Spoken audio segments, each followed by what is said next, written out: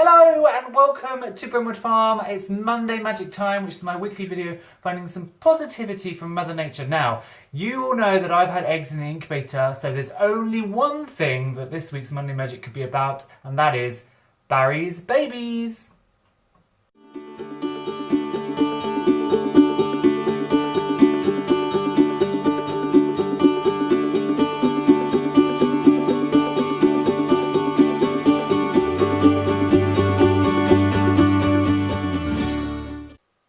So this hatch hasn't completely gone to plan because there's only so many things you can control with an incubator, and the weather has been up and down and all over the place. So I think the humidity was a bit off, and also I think the temperature was a bit off. So I had 9 eggs going into lockdown. They were all fertile. We've only got 5 chicks. 2 almost made it out. In fact, 1 last night zipped the entire way around and then died. I think it ran out of energy. If I had been awake and around and looking in, I probably would have helped that little one out. And then 2 more I egg-topsied today, and they died around the 19 day mark. They were fully formed, but they hadn't absorbed all that yolk yet. And the membrane was quite tight around them, so I think they weren't actually shrink wrapped, but I think they'd run out of sort of growing space. Maybe the eggs were a bit too small, maybe again the humidity hadn't been high enough, so the air cell had got too big. But the result is we have 5 lovely little chicks. I've left them in the incubator before I can move them to the brooder, just so I can show you now. So let's go and take a look. They're over here.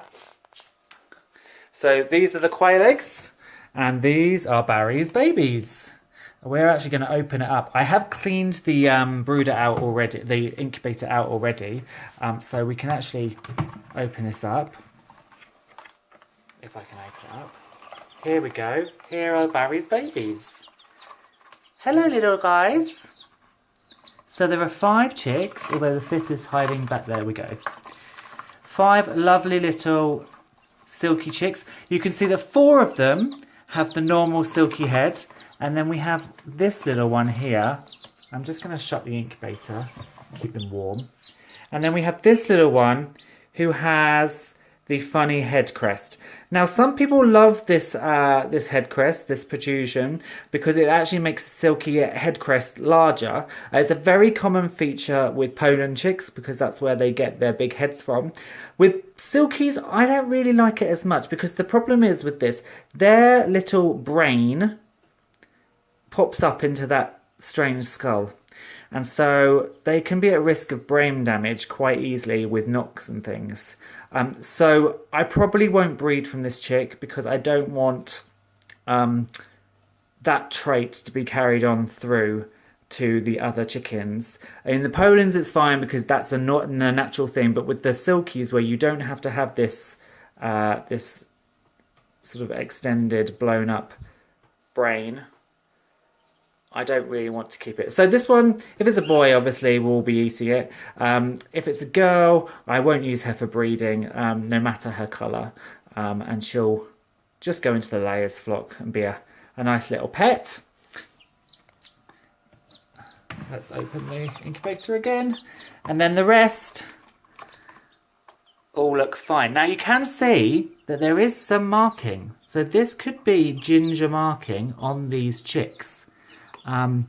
It's quite pronounced on some of them. For example, this little one here, it's yellow, but you can see there's some pronounced darker patches, which I'm hoping is going to be this wonderful toasty marshmallow line that I'm going to breed.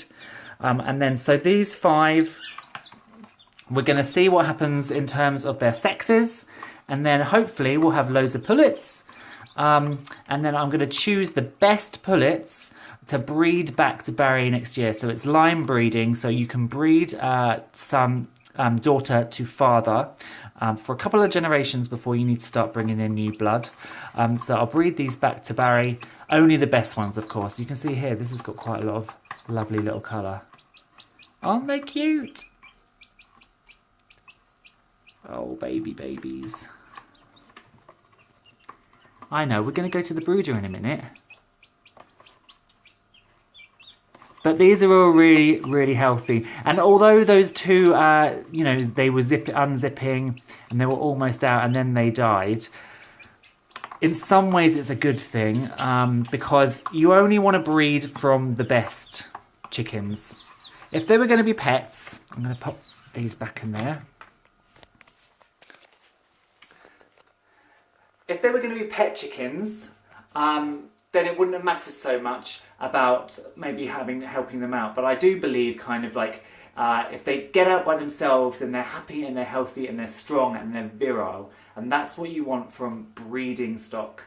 So although we lost some, it's not a major issue in terms of my breeding lab because I only want to use the best hens and the best cockerels with the most stamina. So I'm really, really excited. 5 little Barry's babies. And obviously I've already got 4, actually no, I've got another 5 Barry's babies. So I've got another cockerel, which I'm keeping in reserve in case I need him down the line. And I've got 4 hens.